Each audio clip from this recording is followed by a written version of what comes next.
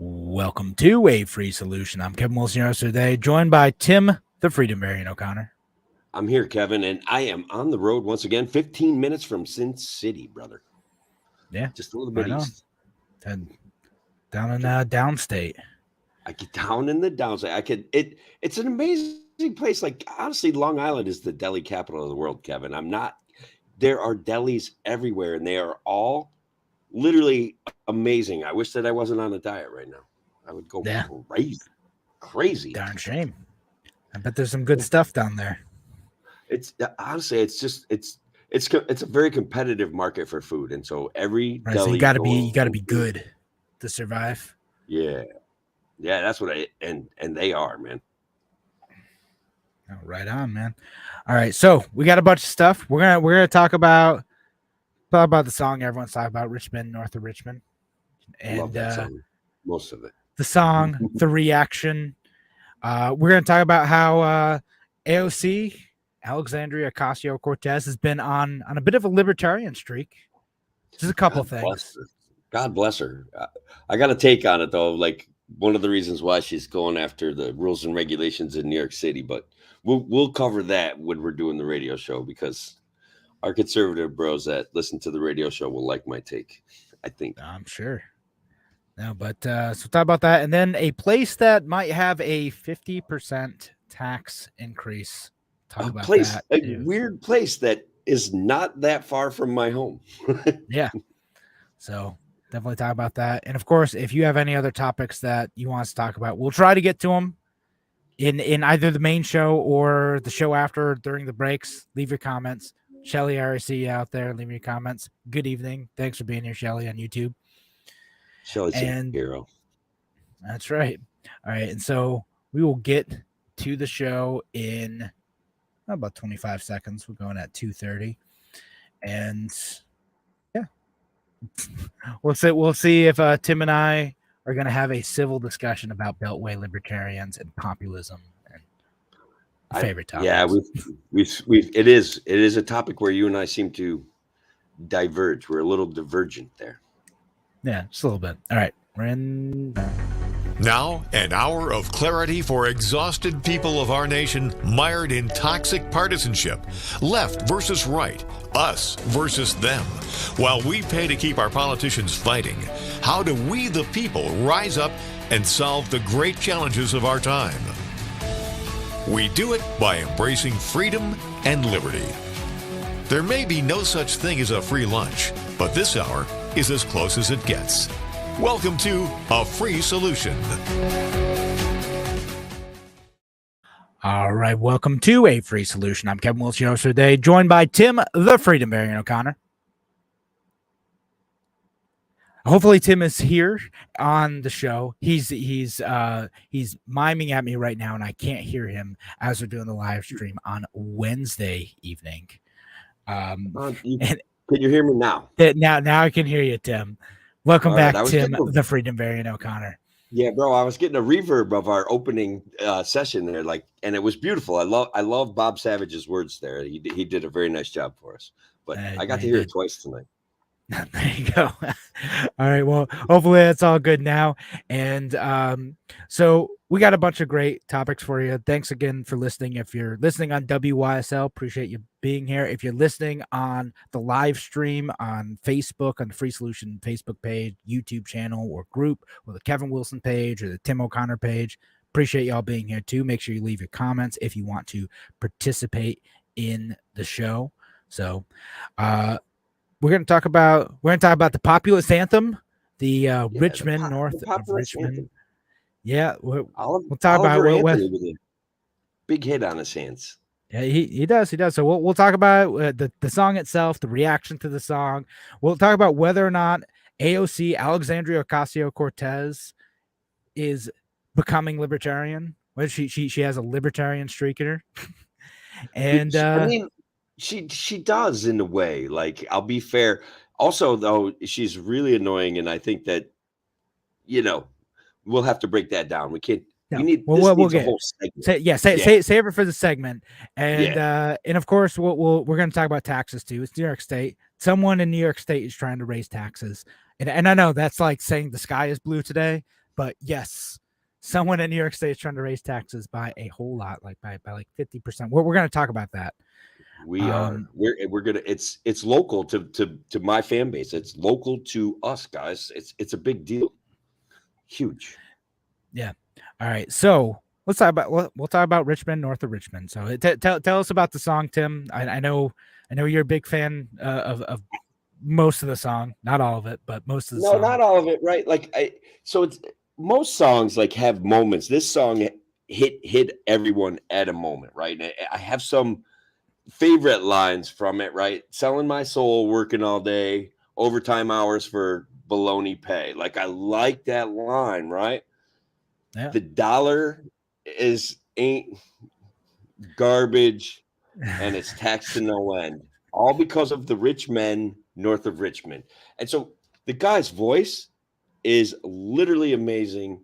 He hits some high notes and he's capturing a populist anti-establishmentarianism that is absolutely epic and timely. So where do you think we should go with it? Like there's things about it that, as I mentioned when we were warming up for the show, Kevin, there are things about it that bother me.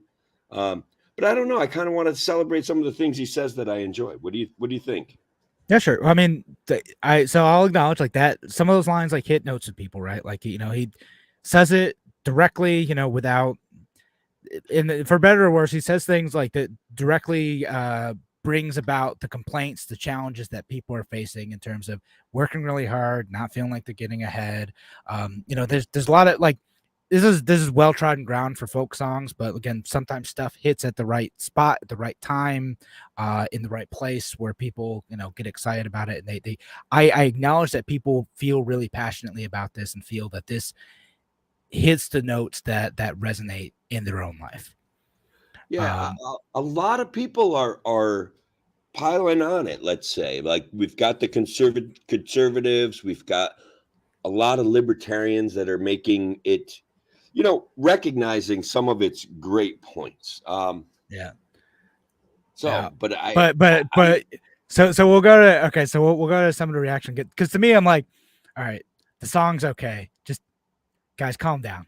Like it's an all right song. Like it's fine. Like I don't know. Like I can't. I'm not that excited. I was like, oh yeah, I like this. Yeah, and then like, the guy has a nice voice. Like some of the lines are kind of like he mixes in like some goofy lines with like really serious stuff. Like the if you're 5'3", 300 pounds, I shouldn't be paying for your fudge rounds or whatever. I'm like, okay, your bags of fudge rounds. And yeah, guys, as if you've listened to this show for a while, you know that there's a divisive tactic in society that gets repeatedly thrown in our face. And one of the things that I've stood against my entire life, I don't like the argument about welfare queens. It goes back to Ronald Reagan. It goes back to these days. Like there was a time when I go back to when I was a kid. We grew up very poor. There were times when my mom had help from the government to get us through things. And when we compare the expenditures on the welfare state and the people that were helping to a war machine and those things, I don't think there's any real comparison. I don't think that piece of the conversation, and honestly, I got a feeling that this guy is not, I don't know, like I feel like that just, the words just fit there. You know what I mean? It was just like, yeah, I need something to make people... something. Yeah, that's, I said like it, because to me, like I was like, it feels a little bit out of sync with the rest of the song. Like it's almost like silly. It's almost like a parrot. Like I know people get upset if you call the song silly, but it feels out of place with the rest of the song. That's way more like serious to the point. And again, sorry, your face still isn't up here, man. But it's a Facebook user says people are sick to death of government and the elites. Yeah, there's a populist sentiment that's out there. People are frustrated with stuff. And he hits those points about wanting to control you, being sick of taxes, all that stuff, right? Now, again, my reaction to it is like, the song's okay. I can't like jump on the hype train with this, because like it feels like to me, because everyone's trying to tell me like this is a populist anthem. This is like speaking to the real America, and I'm like, all right, like it's not there are better folk songs for this out there. Like to me, like and when I say like it's okay, or like Reason Magazine says it's silly. And I want to get to a National Review article about it too, because I have a different take on that one. But so like, and people are just kind of freaking out a little bit about like how like Reason respond to it, because they said it was kind of a silly song that they sort of liked, but like it's kind of memey in two parts. Yeah. But my reaction, like the reaction that other people have had to do it, feels to me kind of like the reaction people had to the 2016 Ghostbusters movie, where like if you didn't heap praise on that movie, then you must be sexist and you must hate women. When there's a bunch of people who like just kind of weren't into the movie, right? Like, and so that's like I was thinking about today, like that's why I had this like weird reaction when I see like my friends who are like, no, you suck, Reason Magazine, for not liking this song. And I'm kind of like, God, I don't know. I'm kind of that camp. Like, I think it's okay. Like, it's fine. Yeah, if I can comment on the Reason thing, it's like I thought about a lot about it, right? It's like, let's say you go shopping, you're a teenage kid, you buy a bunch of your own clothes, you put everything on, you feel like you look great, and your mom goes, none of that matches and none of that makes any sense. You know what I mean? It's like it felt like a lecture from a parental figure about something that I felt viscerally and enjoyed. That at that moment I was just like, I was not comfortable with them calling it silly, even though it is like, I get it. It's just the timing of them saying kind of pejoratively, hey, enjoy your silly little song. It felt condescending. I felt like a wet blanket on an emotional moment. Right. Yeah. No, a lot of people, I think that the reaction to is genuine. And it's, like I said, I think there are other people have like genuine cultural moment. Like people had that with the movie Black Panther too, right? Like there's some people like who are like, this is our movie. It speaks to our culture. Like it's important. And if you don't take it seriously, then like there's something wrong with you and you're disrespecting like me and other people like me, right? Like specifically people of African descent. But other people like, guys, calm down. It's a superhero movie. Like it's okay. And then like the whoa, and then people are reacting that way. Like that's the type of reaction that like I feel like I'm on the other side of it. Like, hey, calm down. It's a song, guys. Oh no, okay. So when you frame it like that, I get it. It's just people are kind of tired of I want to say that culture where we need things explained to us. When people are feeling this song viscerally or enjoying the guy's voice and enjoying 80% of what he says, like they don't necessarily need that fire stepped on or that moment stepped on. Right. You should be allowed to enjoy things, right? Like, all right. Right. Just don't That's kind of rain on our parade here. Just let us enjoy things. But like to me, I'm saying like if you want to enjoy it, go enjoy it, right? Like the writer at Reason does not matter. And even the writer, like I like the take that I thought was more like offensive was the National Review Online one where they're like, this guy should write about how America's awesome instead. And I'm like, what? All right, like people are having a bad time in some places and they should be able to sing about that. Like it doesn't. I'm very optimistic, but I recognize that not all people want to be optimistic at every moment and want to sing a song about like the problems they're having.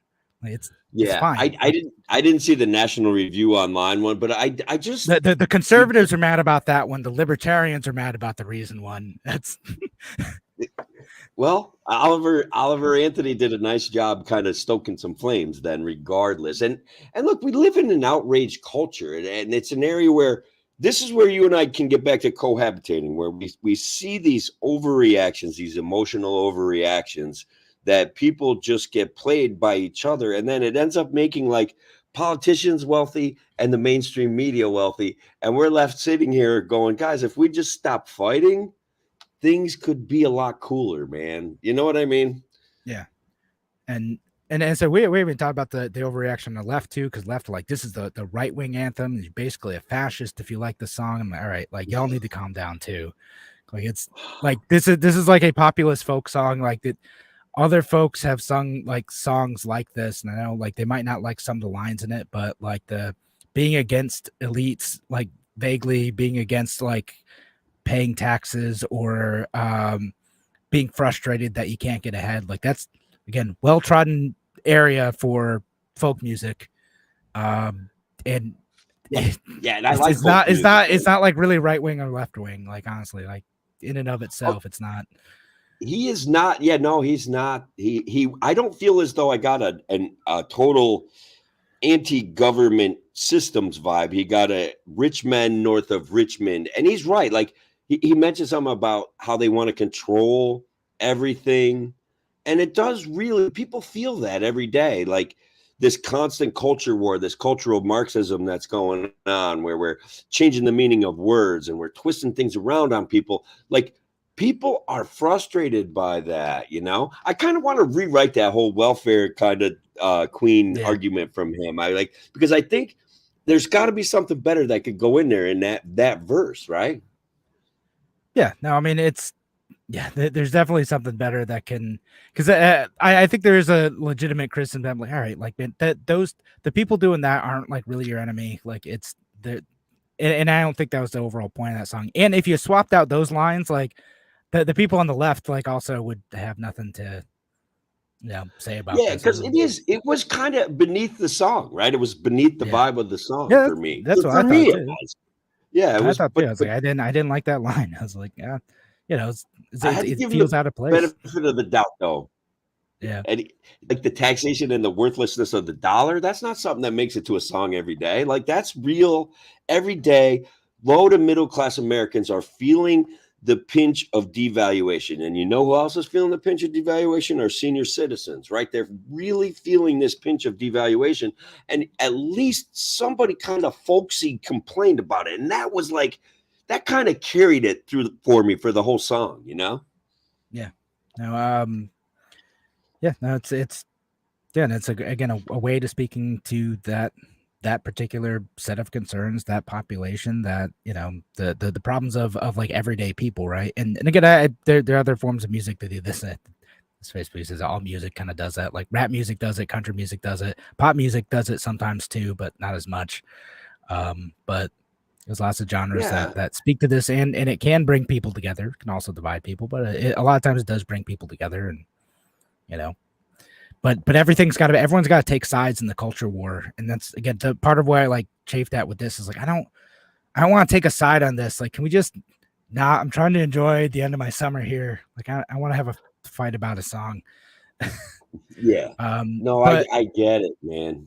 And we don't necessarily have to fight about it. You and I were kind of chirping at each other on Twitter, which is, I think, that's the right place to do it. You know what I mean? Yeah. Like, let's get people looking at Kevin and Tim, and then maybe they check out and listen to what we have to say just that much more often, because I think that's a pretty good thing. I do have a poll popping off on Twitter, Kevin.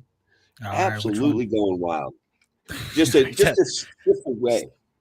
The latest Tim O'Connor scientific poll. I'm excited. Yeah, it's a very scientific poll. It does kind of fit in with the song a little bit, right? Like the same vibe of how we're kind of looking at the world, right? So my premise for my poll is people are stupid enough to believe the presidential election has to be between Team Blue and Team Red.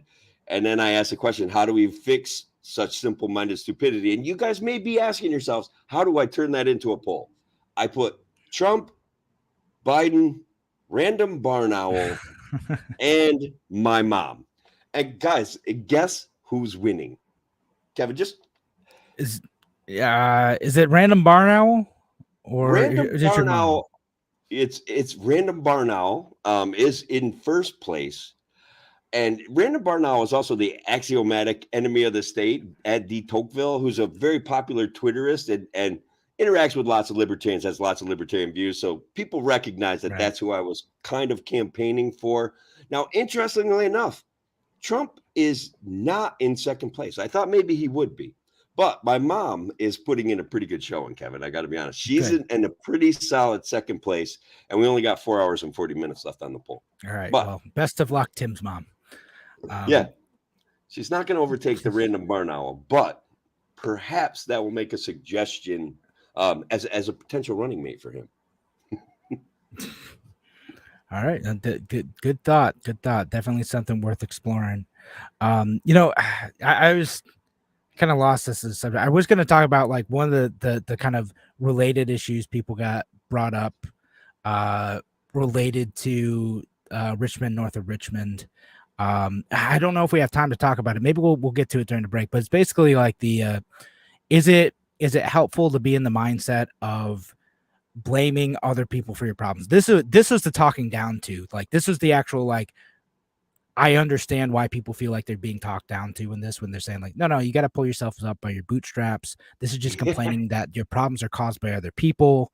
And like, what do we do about that? And the other side is like, well, essentially this type of mindset is learned helplessness. And if you do constantly blame external forces for your problems, you tend to not take agency in improving your own life. Now, you have like 30 seconds to respond to that before, or 2 minutes to There's respond to no that way before I we go could to break. respond to that, but I do get it, right? Like, you get all bootstrappy, and there is like, look, there is a potential for people to change their lives by dedicating themselves to a notion in the future, right? Like, I'm still mad at younger Tim for some of the decisions he made. So, like, there is a pathway to pull yourself out of issues and fix your own life, but also complaining about the value of the dollar is completely legitimate. That's Completely. legit. I mean, man, like anyone who's going grocery shopping nowadays, like you're gonna see it, like, and every time I'm like, man, how do I go to where I got like 2 bags worth of stuff and it cost me $110. Like, what's happening? How could it possibly be this much? I know. I'm not buying that much stuff. Like, it's not anything fancy. I bought like basics. Oh, it's brutal, man. Every time I go in, coffee's up another dollar. It's and then if gas goes up again, we're gonna get back into this spiraling inflation. There's no doubt about that. And I know there's charts out there. They're like, like inflation's like steady or going down. Like, God, but is it though? Like, it certainly doesn't like seem like it in the day-to-day experience. Now, they play games with the numbers. They exclude certain Right. things. They exclude certain food items. They exclude gas. And those are things that everybody uses, and it takes up a growing percentage of their income. Right. It's So nonsense. The government runs scams. Yeah. So if your measurement of inflation is including some of the core goods that like you need to like the gas, the energy costs, some food costs that are staples, then it's going to give you a skewed picture of what's going on. But all right, we need to head the breakdown. Thanks again for joining us here on A Free Solution. We'll be back in just a few minutes. Talking to you soon.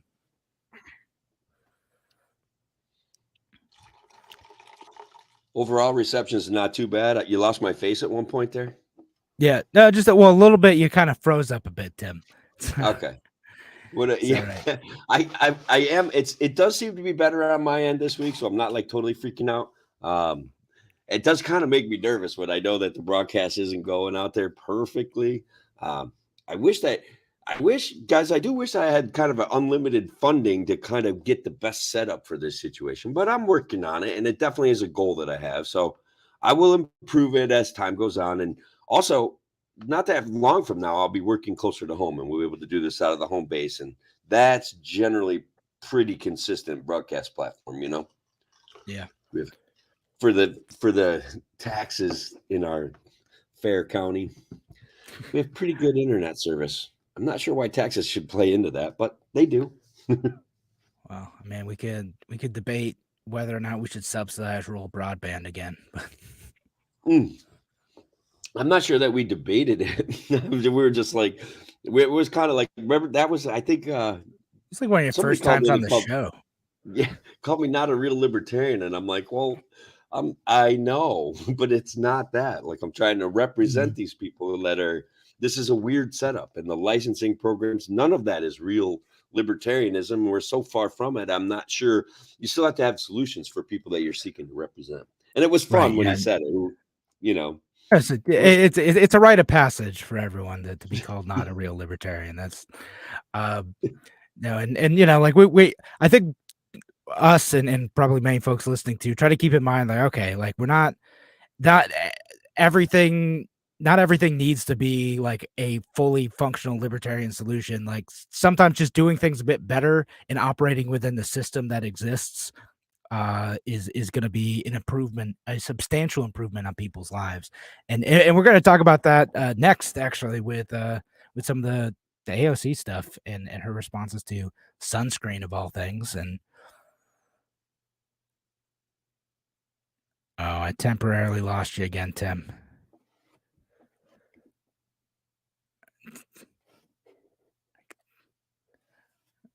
Oh no. Well, say luckily this isn't the radio part too. I'm sorry, online audience who are experiencing Tim not having sound for a second. But we'll make sure that on the radio part that's good and we can actually hear him. Otherwise, it's just going to be me ranting, which I know if you are a diehard fan of a free solution and listen to the live radio broadcast where it's just me talking / anyone who called into the show. There we go. My mic was muted. Okay, guys, I'm incompetent with laptops too, on top of everything else. Like, I think, could you see my face moving around and stuff? John says he could read your lips and that you were crass. John on YouTube. Yeah, that sounds like me. Yeah, no, it's not radio safe language, Tim. All right. It's for the best. All right, so we're gonna head back in a few seconds. We'll get to the actual show. We'll get to the AOC issue, and I'm gonna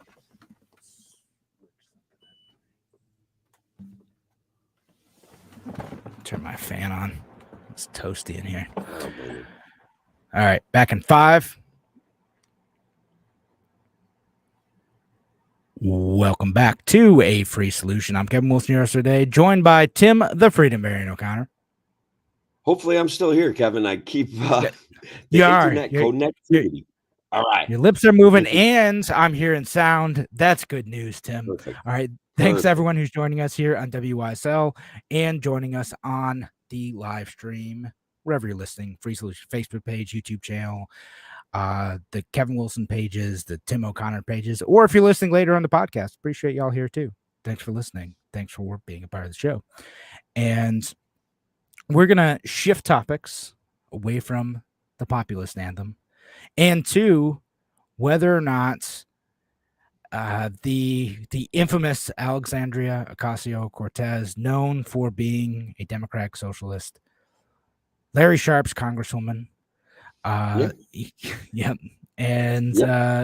whether or not she's taken a libertarian turn. I don't know if Larry's had the opportunity to chat with her about these issues, but she is talking about two things that often libertarians talk about that do get kind of neglected by the Democratic Party in most circles, and one of them is regulations and whether or not the regulations that we have make sense, whether or not and she's taken the perspective on a particular product, on sunscreen, whether or not regulations make sense to both keep people safe, to innovate within those spaces, and provide consumer safety all at the same time, right? Like if we're being nice about it, like that's supposed to be the goal of regulations, right? It's supposed to be keep consumers safe while still allowing products to exist, right? That's the goal. They missed the mark a lot, but that's the goal. Sure, arguably that is the goal. In theory, right? Like the nice version of the goal. Now, setting aside regulatory capture, that's the goal. And lining your pockets with increasing regulation to keep people out of the marketplace to compete with you. Sure, okay. Like you're right that is the nice way to do it. She's taking on the most important issue of our times with the FDA regulations, Kevin. And that's where I admire her stunning bravery. Okay. Like there is nothing more important to America at this moment than taking on the sunscreen industry and its allegiances to the FDA. So someone's got to do it. And she is the brave soul taking it on. But God bless her, bro. No, so I'll share a link to it. Like she does a video where she's like, yeah, like our regulations don't work. We have burdensome regulations, and we've gone overboard on regulating sunscreen, and they're regulating it in a bad way. And she says our regulations aren't making our sunscreens better or safer, right? And that like South Korean sunscreens are better and safer. They've had innovations. We use the same stuff that the last sunscreen patent was in 1999.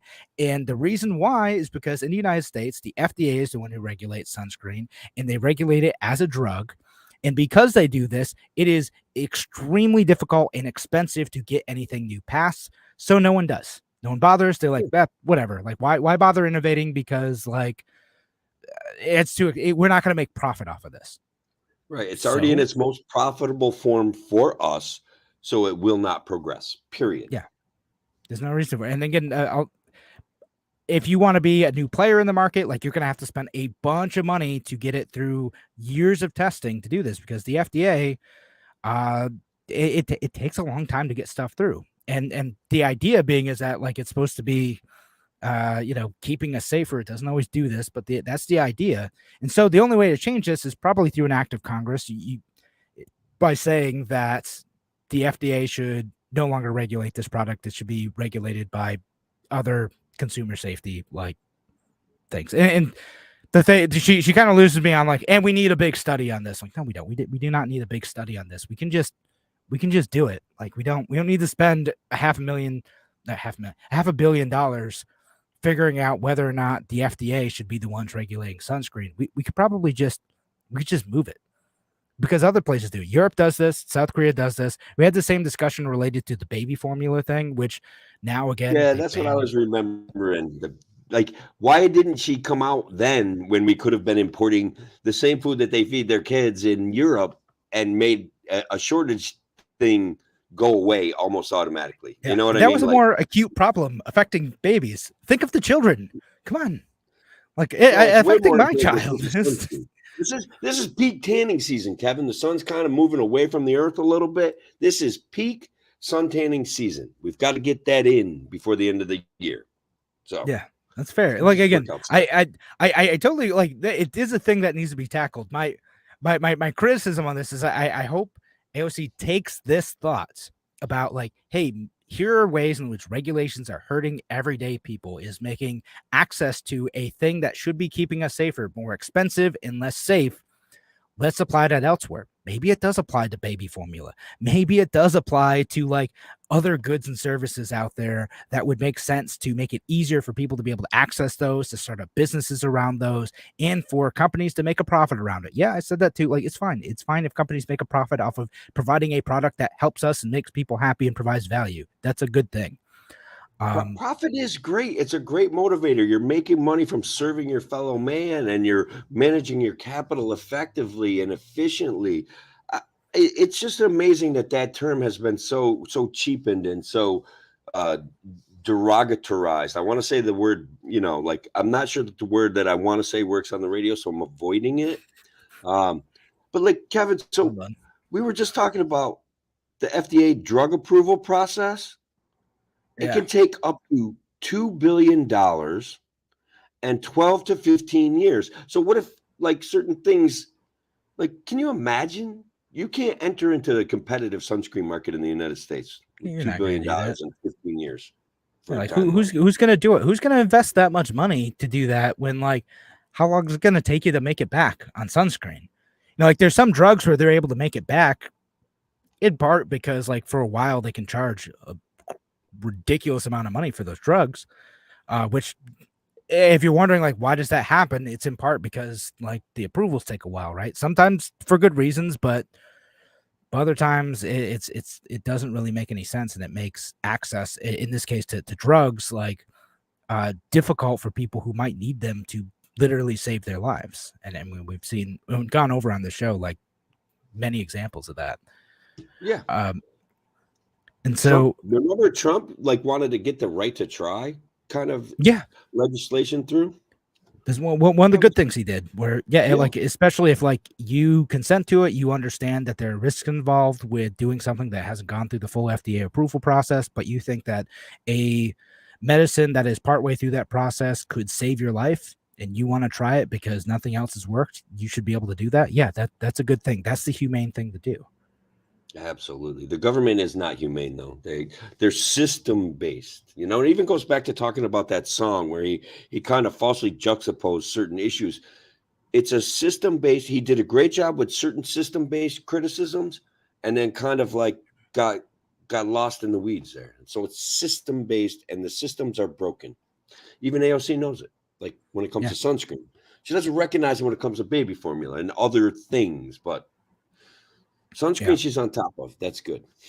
Yeah, sunscreen definitely a thing, you know. So just apply that to baby formula, to the right to try, to the Jones Act, all those things. Like maybe regulating a little bit less, and maybe allowing Hawaii to get shipments of goods from other places right now could be a good thing. I know we didn't have that on our topic list, but also yes, we should just repeal the Jones Act, not just temporarily in the case of disaster, but permanently, so they can get stuff on foreign ships. Yeah, that's beautiful. They do regularly suspend the Jones Act in times of emergency because it can cheapen up delivery of emergency supplies. So just get rid of it. It cheapens up everything for everybody. Like It'd make it. life It really is substantially that. better for the people of Hawaii. Like AOC, that's the next thing. You want to help people in Yeah. a disaster and help the poor in Hawaii? Repeal the Jones Act. Yeah. Look at that regulation. But look, we said one of two things. There's actually Yes. one where she took on the system in New York City, bro. Tell Like us about big it. time.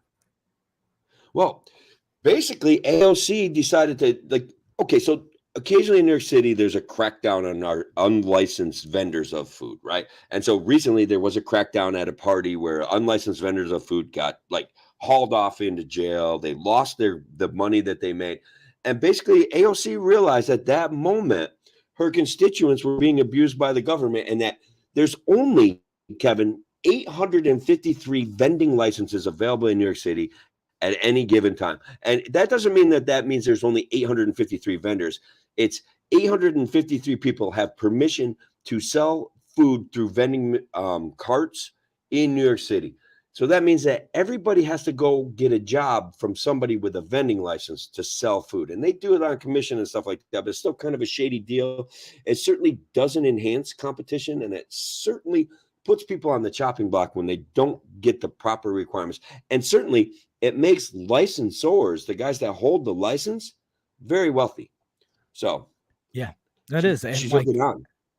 no, she did. Like to her credit, you know, she said that like that it was ridiculous, and that they need to increase the number of licenses because yeah, it creates this weird system where the people who do have the licenses, the people who have the wealth to be able to do that, they're able to like kind of distribute those in a way that is incredibly profitable for them. They're able to hold monopolies in certain spaces, and then anyone who's like just trying to scratch out a living by selling something, like, and there are a lot of folks who are doing that without the government's approval, they can get arrested. They can have all of their stuff taken, and most of them are fine. You know, like if you made it easier for normal people to get a license and then follow a basic set of safety rules, like you would have more abundant options and it would be safer. Instead, you have a whole bunch of black market stuff where it's less regulated and you're probably taking a greater risk because the government has decided to restrict the market so significantly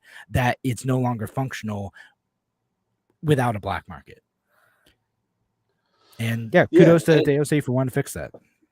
Yeah. Issue more licenses, man. That's it. Just do it. That's all you gotta do. Issue more licenses. And again, it's getting, I'm got a spider in my hat. It's getting to the point in New York City, like it's always kind of been a thing, and they do these crackdowns eventually, occasionally, which again hurts people who are just trying to be entrepreneurs and struggle to make a living.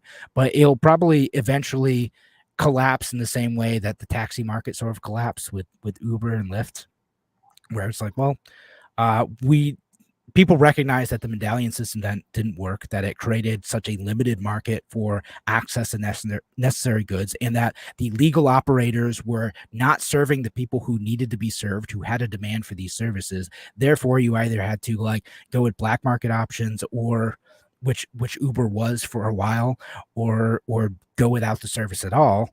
And eventually that system broke. It broke because it was always unfair. It was always meant to hoard resources among people who like participated in regulatory capture, and it deserved the break. And like luckily there are now more options. So if you want to take a cab off of Manhattan downstate, like you're able to find a vehicle service that'll actually do it, which was a big challenge prior to these other competitors coming in. Yeah, exactly. So we've got to thank AOC for taking a hardcore libertarian turn. She's always been honestly, like her views on immigration line up rather nicely with the views of the Libertarian Party, even though she's a little bit more of a welfare state kind of immigration expert. But still, Yeah. like, you know, she's okay. Like on certain issues, she's okay. And then she just goes off the rails on crazy train, big government stuff. And she was a dangerous mess. She's a dangerous mess about January 6th. Like, I really don't like her positionings on that. But, whatever. I'll do this. Yeah. We I know. got to celebrate the good when they give it to us. Yeah. All right. Yeah. This, every once in a while, like I feel like a lot of times we're not saying nice things about Democrats, but like every once in a while, when Jared Polis or AOC or maybe like one or two others do something good, I'll try to say something about it. Bro, you're gonna freak out. Like, this is gonna freak you out. I am about to say something I never thought I would say. Ilhan Omar is not the worst person in the world. It's wow. Check this out. Big from you. It's going to be hard to believe. She stood up to Max Miller, a representative from Ohio's 7th district, who attacked a person for professing their faith in Jesus Christ. Ilhan Omar was the voice of reason, talked about the First Amendment, and went after this guy, Max Miller, who went after some poor woman named Lizzie who is feeling bleak and said something very positive about her belief in Jesus Christ. I did see that one. Yeah. I can't. The guy apologized. You have a right to express your religious beliefs, and she correctly pointed that out. Like you should do that, and we should celebrate that. But at least be polite about it. You don't necessarily have to celebrate it, right? Like, but at least don't be rude about it. Or especially if you're an elected official, right? But anyway, they called her a bigot. That was bad. Yeah. Go ahead. I'm sorry. Yeah. No. What he said was like pretty harsh given what she said, but anyway, we have to head to break. Thanks again for joining us here on A Free Solution. We're going to be back in just a few minutes. Talk to you soon.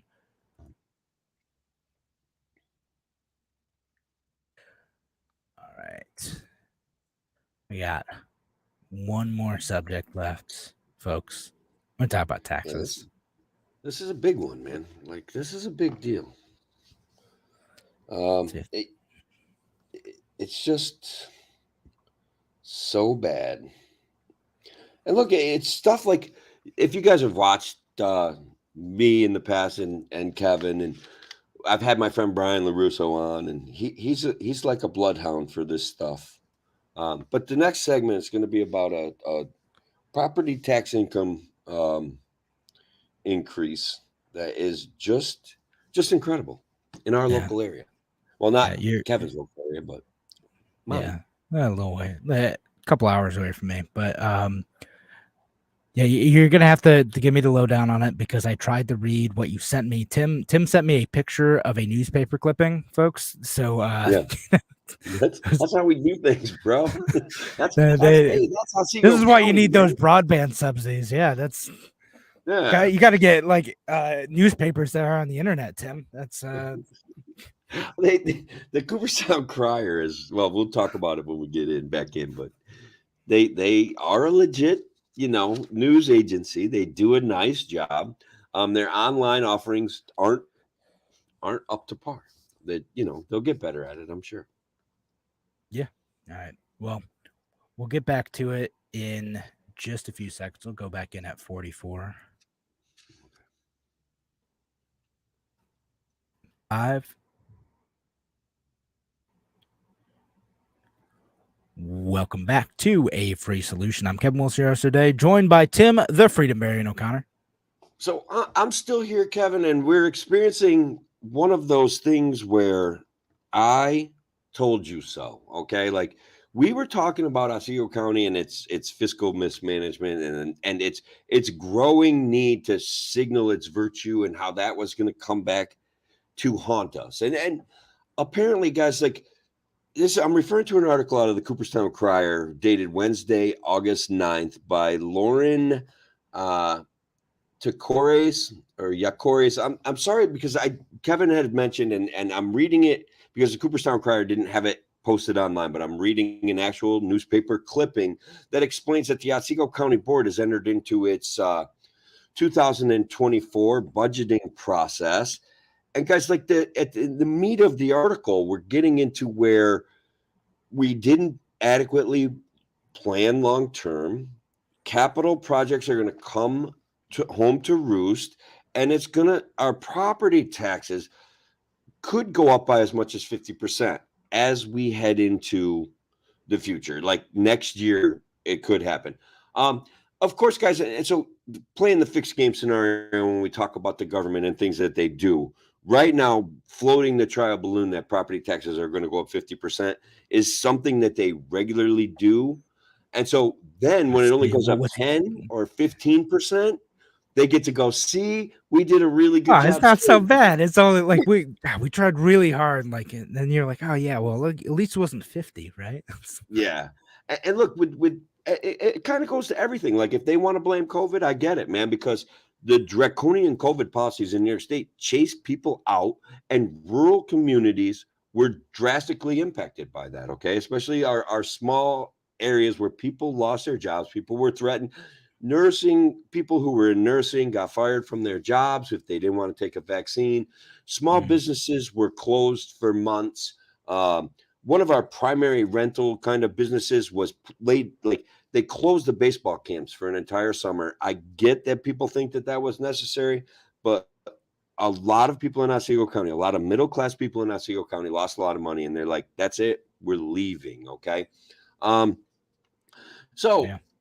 Basically, to go from the article, why I'm talking about the COVID thing is that we lost over 100 people from the payroll in Otsego County.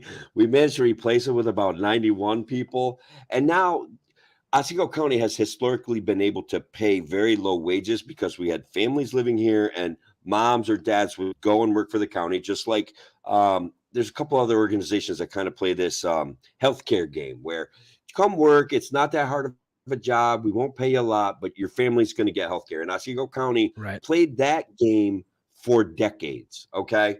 And so when COVID hit and they ruined a bunch of people's lives, those people said, all right, well, we give up, we're leaving, we're going someplace else.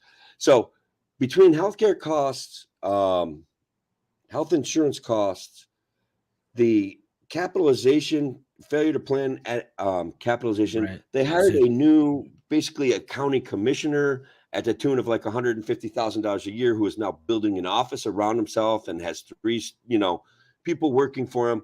And look, I'm not saying that like the idea of hiring that guy was because we had such a healthy budget that we needed a guy to kind of supervise all of our expenditures and figure out ways to bring in more revenue and help attract more people to the county and maybe attract businesses and stuff like that, which let's hope it happens. I don't know, but I am skeptical.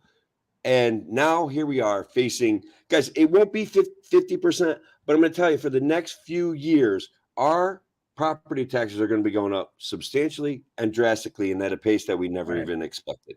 That's the reality. 50% over, a few years, like 3-4 years type of thing. Sure. It's a lot of times how they got to deal with inflation too. And that's fair. You got to do that. Salaries going up, in part because of inflation, because everyone needs to pay for their stuff, right? That's how it is. But I did see in the article too, like, the buildings are kind of wearing out and they're needing to pay for all that stuff. So all these like big capital expenses and debt service related to those capital expenses are going to be like an issue. Like this is an issue that towns face everywhere, in part because like towns aren't like the federal government, right? You can't just be like, we'll just take on more debt, right? Like we'll just like they can sort of borrow it a little bit for like some capital expenses, but like their ability to do that and their ability to like do that cheaply is much, much, much more limited than the federal government is. So like where they're just putting out every federal outlay on like a T-bill, like that, your town can't do that. Like there's an issue around here too. There's a big debate around it when we were like endorsing candidates in Henrietta. When the Republicans controlled the town, they built a big library, which was nice. It was, it's a nice library, but afterwards, it needed to be paid for, right? So, okay, like how do you pay for the library? Democrat gets elected, knowing darn well that like they're going to need to find a way to pay for it, raises taxes to pay for this thing. So he says, Steve Schultz is the guy. And now the Republicans are like, look, you raised taxes on us. And his argument was, well, we wouldn't have had to do that if y'all had a plan to pay for this library ahead of time with the tax base that we had, but you didn't. So like we had to do that. And so like on a town level, like you sort of do have to do that, but you got to make sure that like, because you can't just like put out a bunch of debt and forget about it and lower taxes and like think everything's fine. Like someone's got to pay for it eventually. So if you're going to pay for something, it better be necessary and you better plan for it quite a ways out. So you're not like buried in capital expenses and debt service when you need to build a new building or road or whatever. Yeah, no, and failure to plan is a pretty good strategic move by the government to find ways to raise taxes. But look, the price of politicians' virtue is something that goes ignored. We have a guy that basically, we have a program now that came to Otsego County. They want to bring county-owned ambulance service to Otsego County, and it's only supposed to cost $30 per person or $50 per person. But you add that to these other budgetary woes, and we're just going to get punched in the face and punched in the face. And guys, look, ostensibly a county-owned ambulance service is a good idea, but we have privately owned ambulance services and we have volunteer ambulance services in place already. The reason for the county to go in to the competitive ambulance service market is because arguably they think they can do it cheaper, but they can't. Government never does something cheaper. They believe that they can defray the costs across a wide fray of people through the whole county. Again, That's not the right way to approach this. And of course, a county-owned ambulance service benefits the nepotistic behaviors of our politicians. Their friends and family get good jobs through this stuff, and they do it over and over again. That's a reality. I'm not like, we could have treated our volunteers better and we would have more volunteers. They kept making the rules tougher on volunteers, even though the state didn't require these rules, to chase volunteers out of it. Do I want the volunteers to go to the Otsego County Ambulance Service and make a living? Sure. I'm not going to argue with that, but we could have treated them better before, and they could have did it as their second job. And they were great people for doing it. And now we destroyed something, or we're trying to destroy something of value. And it's shady, it's shoddy, and I'm uncomfortable with it, and always have been. I'm sorry for the rant, everybody. No, it's fine. I mean, I was going to ask, like, because I'm not, familiar with your particular situation. Obviously, it's pretty different there than it is in Rochester, where we have a bunch of different stuff because it's a bigger area. But like when I went to school in Aurora, New York, that was kind of like a situation where it's really heavily reliant on volunteer ambulance services to be able to like serve the needs of the rural population. Again, where I went was a school of not that many people, like 600 students, and in a small town of a few thousand people. But and some of these right, Kevin, there's allegations that they're toning out the county ambulance service when there's a volunteer ambulance service with a skilled paramedic ready to go do the job, so that the county can participate. The county can still bill insurance companies. The county can still bill people after they do this. And eventually, perhaps the county is going to be altruistic with it and not, they can soft bill, so they can't actually collect against people yet, but they can soft bill insurance companies, and insurance companies pay that. So Shelley had a good comment, Shelley, on YouTube, that I want to talk about because it's an issue that we have to deal with in Otsego County as well. Did it come up on the screen yet? Double click. Shelley says the town of Broome is very highly taxed because the state lands are so much larger than privately owned lands. We are at a situation in Otsego County where there's lots of state-owned lands which don't contribute to the tax base. And then there's lots of university, hospital-owned land. I think it's almost not even 50-50. I think it's like 60-40 lands that can do pilots, payments in lieu of taxes versus average taxpayers. And some of them are actually tax exempt between the churches, the hospitals, and the universities. We're in a real problem. And it's a big thing in Rochester too, because U of R isn't taxed. Yeah. But anyway, go ahead. And then we see them shuffling, the county board shuffling off large tracts of land to the Mohawk Valley Land Trust, and it just looks horrible. And guys, when our taxes do go up, I hate to say it, and it makes me sad to say, but I told you so. That's the path that we were on. That's the path that the guy I ran for Senate, New York State Senate, helped put us on. And it was as obvious as the day is long. It was explained to you guys over and over again, and nobody really wanted to take it seriously. So now here we are. This is what we're facing. I'm not even mad about it. I get it. I'll probably be able to afford it, but I'm afraid that people won't be able to afford it. Right. It's You know? there are a few folks who Yeah. are on the edge and Sure. know, maybe they even own their property, or like they full out own their house, but like the taxes go up a little bit, and that little bit more is really what puts them over, and they lose their home. And then the food prices and the gas prices, and now taxes are going to have to go up too.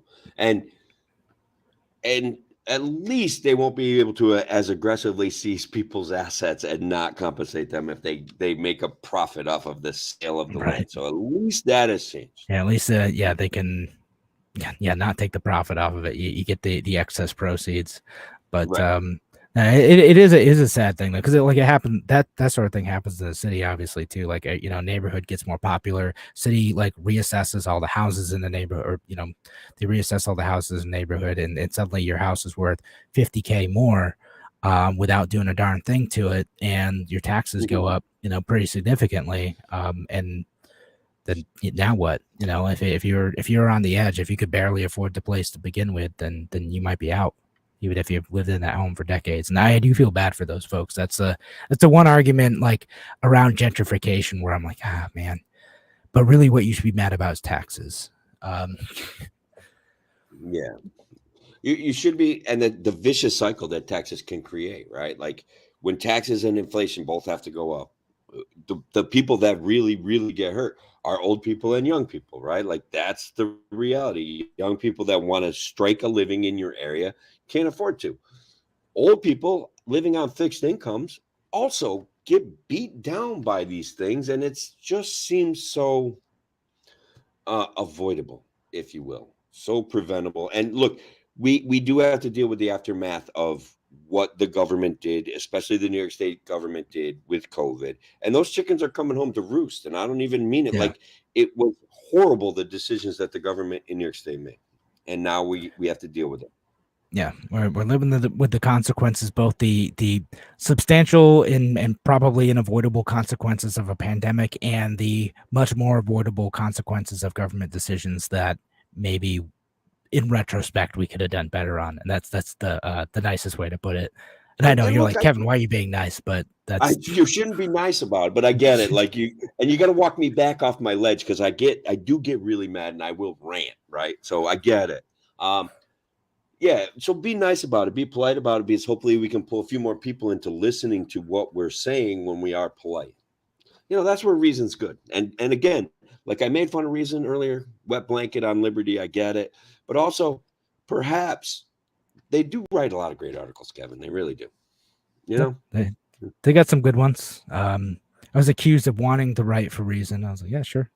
But I don't have the energy to write. I just talk for an hour, once a week. That's gotta write something down. I don't have to spell check stuff, It's the easiest thing. Then I have to make as much grammatical sense. You just flow with it. It's the beauty of live radio.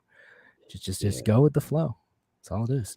But we are starting to run out of time, Tim. Starting to actually head out. So if you're listening on WYSL, appreciate y'all being here. Thanks so much for joining us on this week's episode of A Free Solution. And of course, make sure you check out our podcast.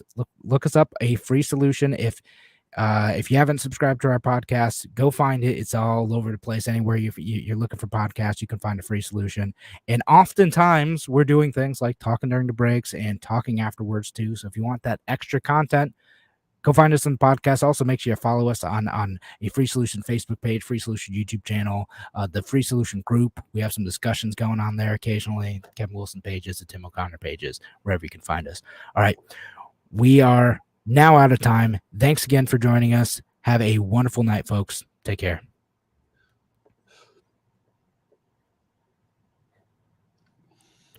All right. I actually ended up going like 10 seconds over, but all right, that was cool.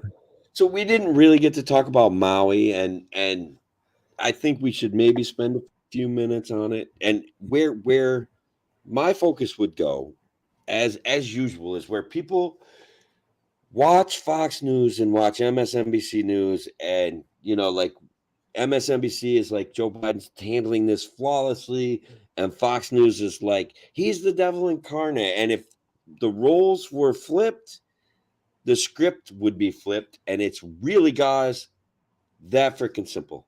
Absolutely devastating situation, and people making political hay out of it. Reprehensible human beings that they are, man. I can't deal with it. It drives me nuts. Yeah, I get sick of that stuff too. And like, just can we, instead of focusing on the political angle, let's just focus on helping people as soon as possible. It's a bad situation. Like the fires there are just awful. Seeing some of the pictures of like these beautiful towns, like just totally gone.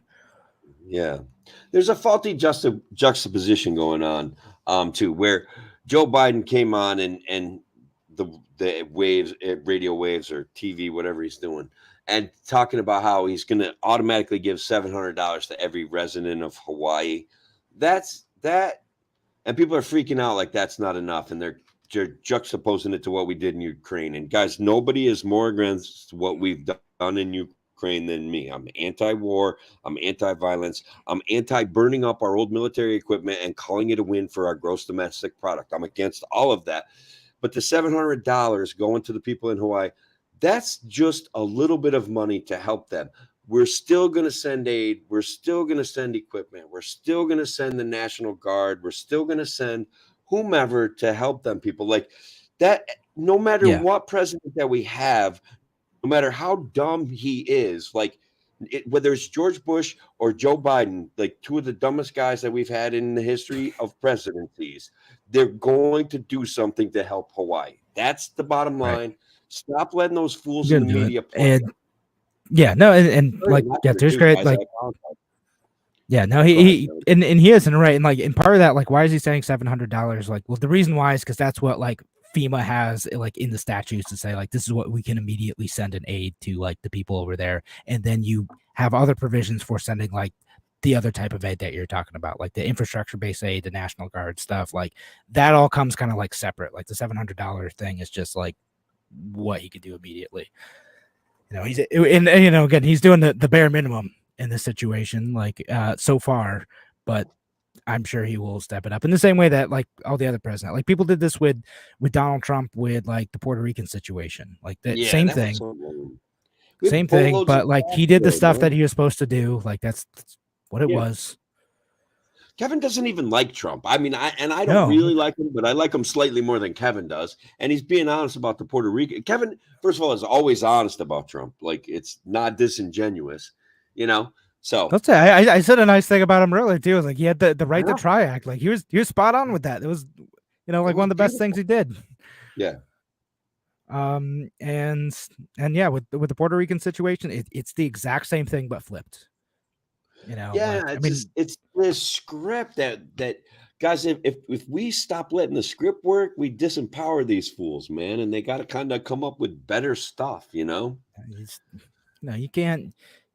You can't get those donations if you're not making people mad enough to throw a few bucks at you, right? Like, open your wallet, give me money. Yeah, we've got to stop these guys.